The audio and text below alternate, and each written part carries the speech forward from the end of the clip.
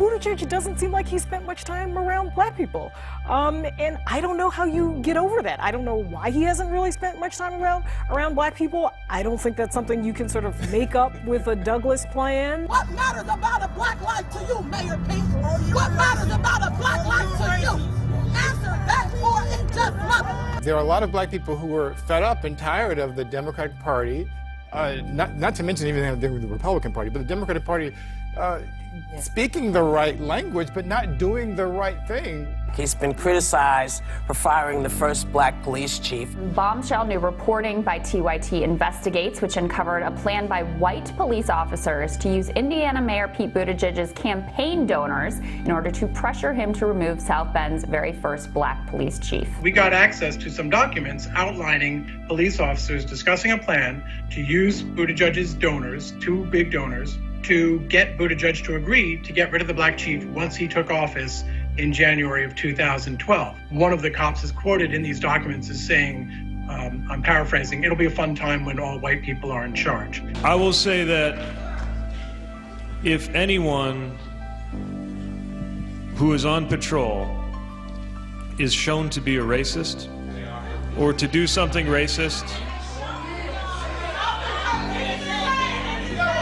in a way that is substantiated, that is their last day on the street. He has a problem with the African-American community in South Bend, which is 30% of the community. That's significant. He falls off a cliff when he hits these racial issues. He just does. I do not have evidence that there has been discipline for racist behavior in the case of one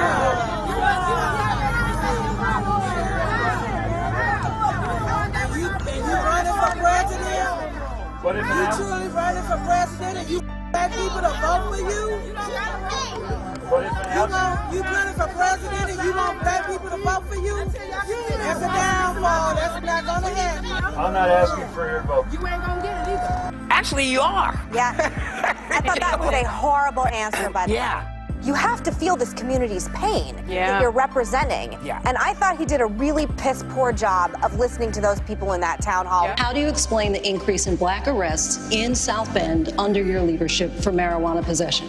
And again, the overall rate was lower. No, there was an increase. The year before you were in office, it was lower. Once you became in office in 2012, that number went up. In 2018, the last year that we have a record for, that number was still up. He's still not making any gains with African-American voters. His team's solution to boost his numbers, the Douglas plan. He has this plan. He puts three people's name on that endorsement. Those three people say, well, we had nothing to do with this plan. We don't even support it. The police force in South Bend is now 6% black in a city that is 26% black. As was pointed out tonight, he lost his only statewide race by 25 points. That's not a safe choice for a nominee. Bernie Sanders, in fact, leads. He is #1 with non-white voters. And the beautiful thing about the coalition we're building is that he's also #1 with white voters, according to recent polls. The movement in these final 2 weeks, really, of the Iowa campaign, it's right here at the top. It's Bernie Sanders. The Des Moines Register did not release its final poll in Iowa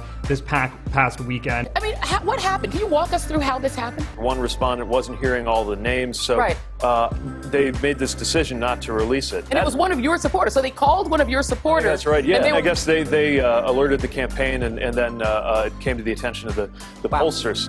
So Claire Malone is here with me. What were the numbers? All right, we got the top four results. The final Iowa poll was Sanders at 22%, Warren at 18%, Buttigieg at 16%, and national frontrunner Joe Biden in at fourth place with 13% of the vote. It's caucus day in Iowa, though. The first contest, not even close, of the 2020 presidential primary season. Sanders appears to have the firmest footing. 74% of his supporters say they will definitely caucus for him. One campaign source says that the results app that they were using, this was a new app that they were supposed to be reporting each result from each precinct location around the state, has not been working. Democratic officials have attributed the chaos in Iowa to a newly created app built by a little-known firm called Shadow, which has ties to the Democratic establishment as well as the Pete Buttigieg campaign. Clinton staffers work on the app. Like, this is the revolving door of the consultant class. If he becomes president, all these people are out of a job. Do you understand now why they keep fighting his campaign? According to the Associated Press, Buttigieg's campaign gave $42,500 to Shadow Inc. Again, remember, Mayor Pete's advisor's wife runs the company, Tara McGowan. Now, Tara just happens to run the company that owns Shadow Inc. Shadow Inc. made and ran the app that created this entire Iowa debacle.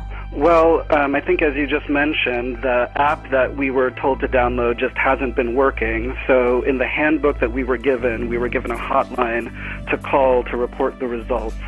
And I've just been on hold pretty much since 8:30 trying to report these results in. You've been on hold for 2 hours trying to report the results from your one precinct? Yes. Last night, during the Iowa caucuses, Pete Buttigieg appeared to announce his victory in the primary race. And that was strange because obviously there was a huge mishap with the app that was being used. Iowa, you have shocked the nation. By all indications, we are going on to New Hampshire victorious. Democratic leaders in Iowa are also facing widespread criticism over its slow release of results and in some cases for issuing incorrect results. In one case, Black Hawk County, delegates for Bernie Sanders were mistakenly given to Deval Patrick. From the moment the election doomsday app made by the aptly named Shadow was called into service, first, no results, then selectively chosen partial results, then it became clear those partial results were wrong. Throughout all of this, DNC Chair Tom Perez didn't say a peep. Apparently happy to watch Pete run around claiming victory, the media buying it, and misinformation of the type that would make the best Russian bot proud spread like wildfire throughout the electorate. Everyone was wondering, like, what information does Pete Buttigieg have that the rest of us don't? And why is he already making it appear as though he is victorious in the caucuses? We are up to 97% of precincts reporting Pete Buttigieg and Senator Bernie Sanders are nearly in a tie. The New York Times' Nate Cohn tweeted this: I have some questions about the reliability of these results. It went on to explain that it appeared Sanders' votes in Polk County had been given to Tom Steyer and Deval Patrick. Other people on Twitter pointed out additional errors as well, a mismatch in one county between the results that the precinct had publicly reported and what the official tally said. Just so happened that mistake happened to hurt Sanders as well. Weird. Volunteer was outraged to find that one of the Sanders delegates he had fought so hard for had been given to Elizabeth Warren. Rounding errors were identified that, weirdly, all seemed to overwhelmingly benefit Pete. And the one thing that every one of these errors had in common is they all went against Bernie. The people who gave Bernie Sanders this hard-fought and well-deserved potential win are people like this. These immigrant workers at a pork processing plant who had to fight to be able to even cast their ballots in a caucus that conflicted with their work schedule. They were the very first to vote and among the very last to be counted. So for 4 days, their voice and their vote was completely erased, as were the Latinos who participated in satellite caucuses and went overwhelmingly for Bernie Sanders as well. These are caucus goers at the South Sudanese Center in Des Moines, which went 80% for Sanders and where 90% were new voters. 90%. Any sane party would be celebrating these folks who put their faith in our democratic system for the first time, casting ballots for candidates that they believed in, that they believed shared their values. The fact that these voices were not celebrated at all, on the contrary, they sought to silence them, well, that tells you everything you need to know about the party establishment's real commitment to diversity.